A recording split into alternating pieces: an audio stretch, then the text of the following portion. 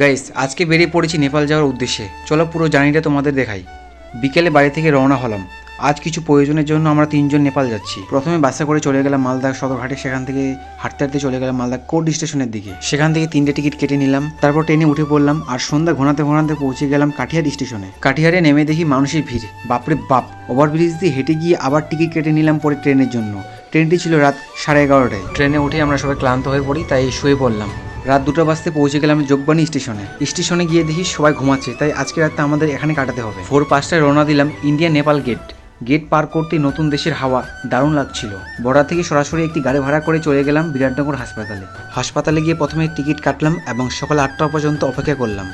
10টার পর থেকে বেশ লোকের ভিড় বাড়তে শুরু করলো। চোখ দেখানো হয়ে গিয়ে আমরা চলে গেলাম নেপালে একটি মার্কেটে। মার্কেট থেকে কিছু জামা এবং কিছু জুতো কিনে চলে গেলাম সোজা বাড়ির দিকে। আজকে মিনি ব্লগটা এই পর্যন্ত। ভালো লাগলে অবশ্যই লাইক কমেন্ট শেয়ার করবেন। ধন্যবাদ সবাইকে।